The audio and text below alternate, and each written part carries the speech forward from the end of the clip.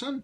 Tri-City Sports Now, and of course 1 o'clock on a Monday or a Friday. We're going to talk some NASCAR with the right rev of speed, or as I like to call him, the right rev of Rev, who currently is revving his car as he speaks. And the last time I heard an interview like this, the guy behind the wheel got pulled over. So, worry about that. But hey, the man is a prophet. Kyle Busch wins at Richmond Saturday night. And just like Jerry Bonkowski said, one of the Bushes. For Busch, it ties him with Harvick with his 7th victory of the season. And, as I wanted to go, just thoughts on the race right there. What was it that made you think that Kyle Busch was going to be the man that would emerge victorious, really after we hadn't heard of him in, about a month or so? That sort of thing. Well, a couple of things. Number one, even though he's been in NASCAR now for what's it been, 12 years, I think it's been, I guess, roots are on short track, especially the old bull ring out of Las Vegas Motor Speedway. That's where he learned how to drive. And, his legend cars and his, the smaller class cars. So he really is an expert, if you will, in racing on short tracks. And, Richmond's always been a track that's really, kind of suited his style. And I just felt that, it was best for him to, essentially, or I should say it was best. He was the most logical pick for me to win that race, either he or his brother, because they both came from, short track routes. They raced on the West Coast with a small short tracks like Richmond. So, it's not really that big of a surprise. But I will say this, though, given what Kyle did on Saturday, I think you could pretty much make a case right now. I know we're only a couple of races into the playoffs, but I think you could make a case right now that he is the guy that's going to win the championship. I think that unless he just goes into a big slump or dive or whatever you want to call it, I think that this is going to be his year for the championship. Mark Truex Jr.'s done very well, Kevin Harvick's done very well, but I think that right now I think it's this game is going to be Kyle Busch to win. I understand that because, you're very impressed when you're sent back with, after the second, the second, what do you call it, count, the second flag, if you will, and the next thing that happened, you're sent to the back because of a tire violation, and then you come back and win the race from all of that field. That is impressive. By the way, what was the tire violation? I didn't quite get that. Why was Busch sent back to the field where he had to prove his worth and did so in, leaps and bounds? Tell us a little about what the violation was that Busch suffered during the race. I can't really recall it. I believe it was either for a loose tire or for a tire that got away on pit road. One of the two. That's usually the penalties a driver will receive. If it's either, his crew failed to put all the 5 lug nuts on properly, or like I said, the tire got away from the road and, could have been a hazard to other teams. So I don't really remember the penalty, but I'm pretty sure it was one of those possibilities. I remember when they said tire violation, I start thinking about, if you've ever driven behind a car where you saw that, I don't know, the wheel was bent or something like that, and you're just like, isn't he already penalized? That sort of thing, tire violation, but obviously he is able to overcome this and go on, win the 7th race. And like you said, perhaps the favorite now.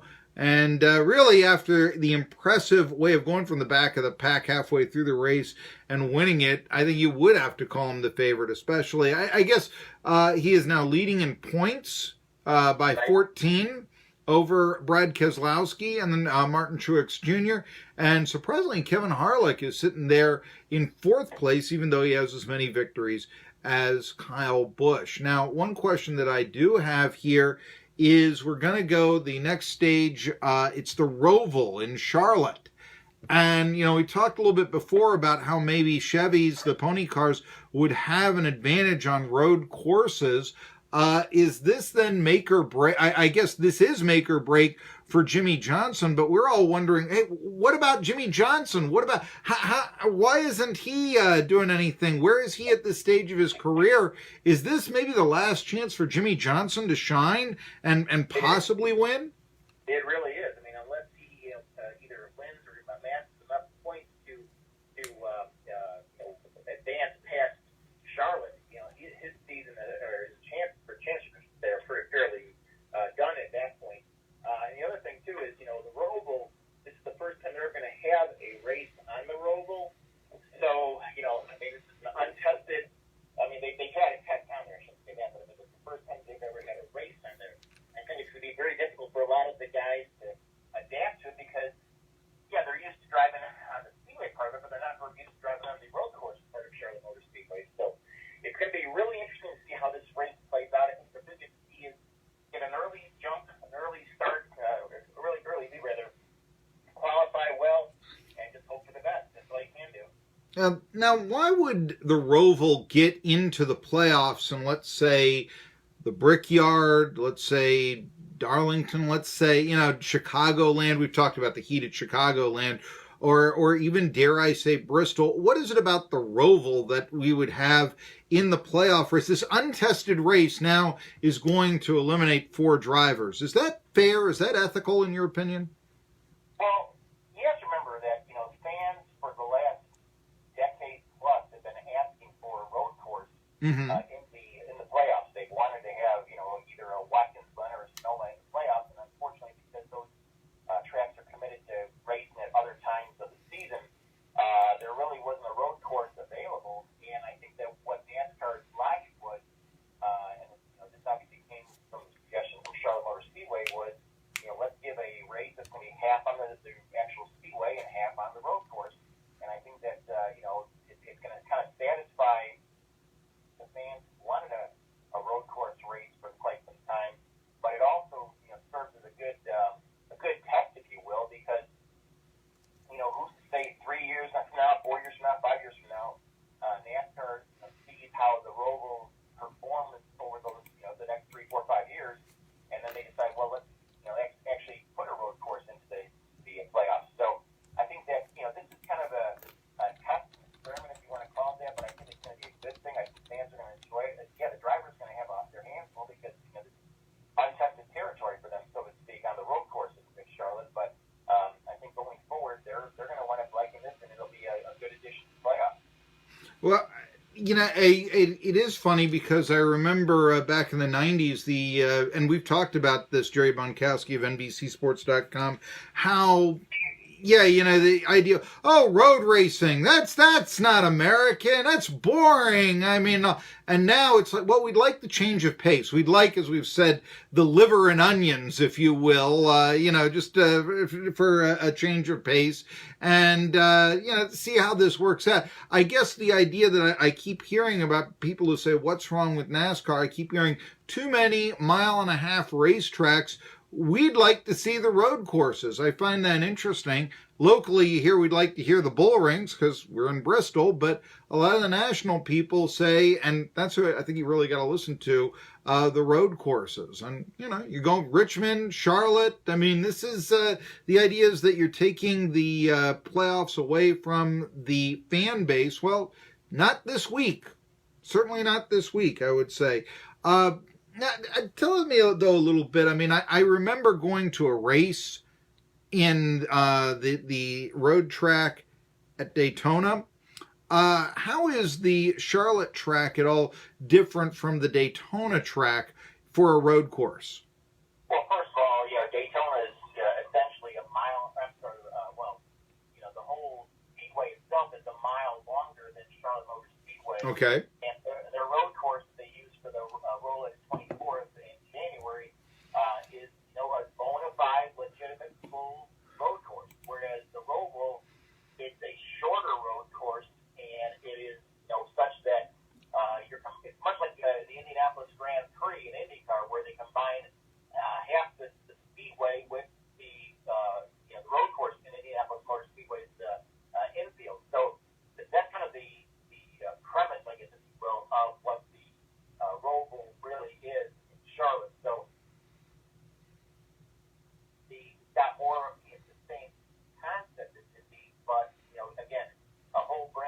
different type of track, if you will.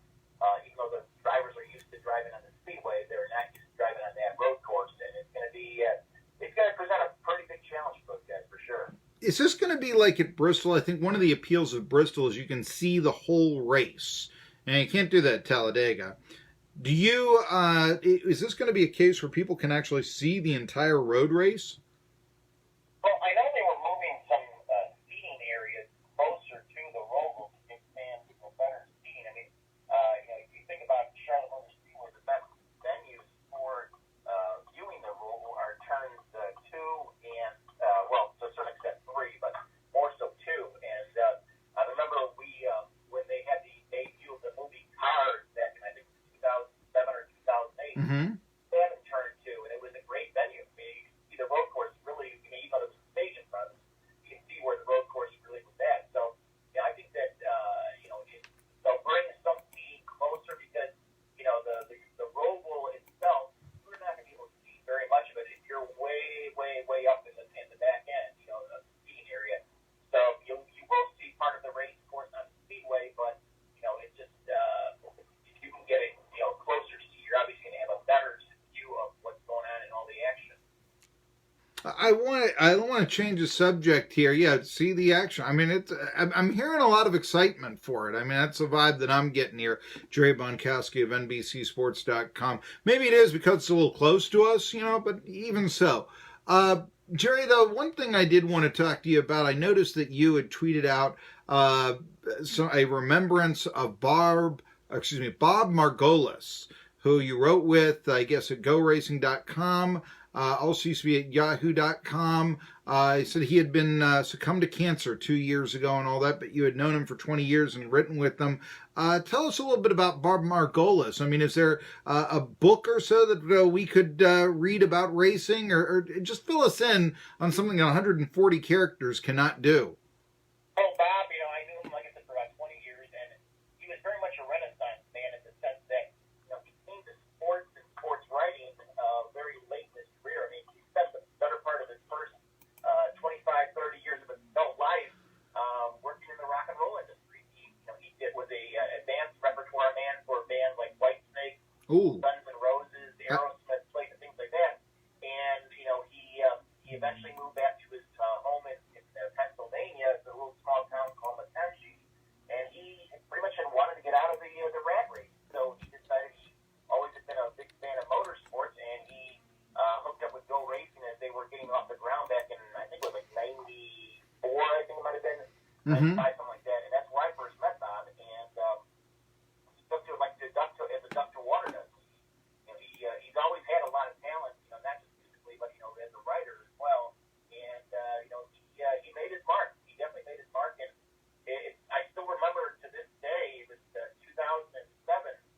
We were in Phoenix, and he said, "Jerry, something's wrong with me. I'm going to the hospital." So, oh boy, what hospital he was going to? But I figured it out, and I was going there, and he was coming out the door of the emergency room when I got there, and he explained to me that they had found a big lump in his right below the groin area, and they went home, and probably less than a week later, they determined that he had cancer. And so this guy, Bob was very much you couldn't stop this guy. I mean, even when he was sickest, you couldn't stop him. He actually battled cancer 4 different times. He beat it 3 times. Unfortunately, the 4th time he did. And he died very young, at the age of 65. And it's sad. I mean, I remembered it was the 21st of September when he passed, and for some reason it didn't click with me until yesterday. And then dawned me, oh gosh, I missed the death, or the anniversary of his death by a day or 2 days. So, but yeah, good guy. Obviously everybody in NASCAR knew him. Pretty much everybody in IndyCar knew him, and we all miss him for sure. There was something that told me I'm going to like this guy if I asked Jerry about. And already, if he's working with Whitesnake, if he's working with Aerosmith and GNR, I don't have to. Yeah, already you've made me like this fella. So let alone the racing and all that, even if he is from Allentown. But then Crocodile Rock. I've been to the Rock and Roll Club in Allentown, PA, and the people there are as hard scrabble as you can be. But yeah, I have actually been there to Crocodile Rock, which was at least it used to be. I don't know if it still is. I saw. Speaking of bands of that era, I saw Cinderella there. There you go. Oh, wow. Yeah. So there you go, at Crocodile Rock and all that.